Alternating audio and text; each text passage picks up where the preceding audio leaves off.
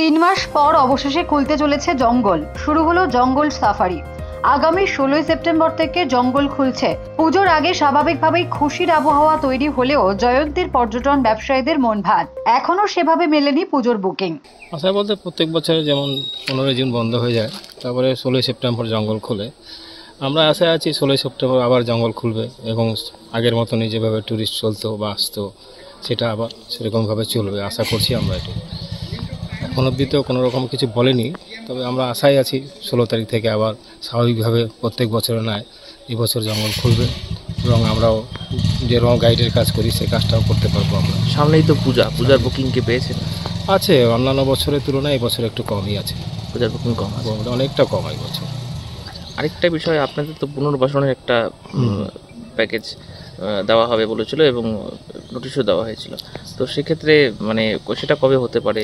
এটা তো আমরা কিছু বুঝতে পারছি না, কারণ আমাদের থেকে উইলিং চেয়েছিল, যথারীতি আমরা প্রায় অধিকাংশ লোকই উইলিং দিয়েছি, কিন্তু এর পরবর্তীতে কবে হবে বা কী হবে পুরোপুরি আমরা অন্ধকারেই আছি। সে আদৌ হবে কি না সেটাও জানি না এবং কবে হবে সেটাও জানি না। মাঝখানে কী হয়েছে, যেখানে যেগুলো কাজকর্ম হতো সেগুলো পর্যন্ত বন্ধ হয়ে আছে, কোনো কাজকর্মই হচ্ছে না। এখন উইলিং যখন দিয়েছি আমরা যদি জানতে পারতাম যে মানে এত সালের মধ্যে অথবা অত সালের মধ্যে আমাদের মানে রিলোকেশনটা হয়ে যাবে, তাহলে আমরা নিশ্চিন্ত হতে পারতাম। এখন আমরা বুঝেও পাচ্ছি না যে আদৌ হবে কি না বা হবে।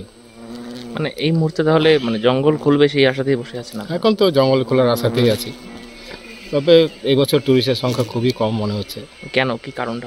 কারণ তো কিছুই বুঝে পাচ্ছি না। হয়তো এমনও হতে পারে বিভিন্ন জায়গা ছড়িয়ে গেছে যে জায়গাটা উঠে যাবে বা এগুলো বন্ধ হয়ে গেছে নাকি, সেই কারণও হতে পারে। মানে ডুয়ার্সের অন্যান্য জায়গাতে ভিড় থাকলেও জয়ন্তী থেকে তুলনামূলকভাবে কম আছে।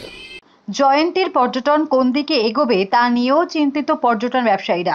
একে তো ট্রেনের টিকিট পায় না, তারপরে আলিপুর থেকে জয়ন্তীতে ঢোকার পথে গাড়ি করে আসতে হয়, তার একটা খরচ, তারপরে প্রতিনিয়ত এই বিপুল পরিমাণ টাকা ফরেস্টের গেটে দিয়ে তাকে এখানে ঢুকতে হয়।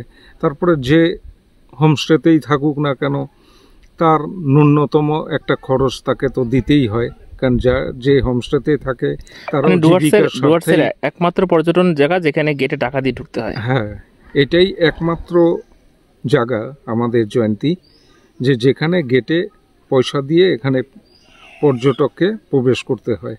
তারপরেও সেটা আগে একটা সিস্টেম ছিল যে একটা পর্যটক রাম রহিম বা যেই আসুক, সে তার পক্ষে একটা পসিবল ছিল যে সে একবার পারমিট কেটে জয়ন্তী যে সাইট সিনগুলো আছে, Buxa fort, Jayanti Mahakal, Pukhuri, core safari, Chunia watch tower এগুলো ঘুরতে পারত। এখন সেটা দেখা যাচ্ছে যে এখানে জয়ন্তীতে ঢুকলে, পারমিট কেটে ঢুকলে সে যদি বক্সা ফোর্ট যেতে যায় তাহলে তাকে আবার বক্সা ফোর্টে পারমিট কাটতে হবে। এই যে একটা ব্যয়বহুল পরিস্থিতি আমাদের জয়ন্তীর ক্ষেত্রে তৈরি হয়েছে, এটা কিন্তু পর্যটকদের কাছে বিরাট একটা অশনি সংকেত আর কি। আর এই সংকেতের আবহে আমরা সংকটে দিন কাটাচ্ছি যে আগামী 16 তারিখে জঙ্গল খুললেও কত সংখ্যক পর্যটক এখানে আসবে, বা আমরা যারা এর উপরে ডিপেন্ডেবল হয়ে আছি আমরা এখান থেকে কি আশা করতে পারি। এখনও আমাদের পুজোর কোনো বুকিং নেই, জানি না কি হবে। Bureau report, Durnibar Bangla news. সব খবর সবার আগে পেতে আমাদের চ্যানেলটি সাবস্ক্রাইব করুন এবং পাশে থাকা বেল আইকনটিতে ক্লিক করুন, লাইক ও শেয়ার করুন।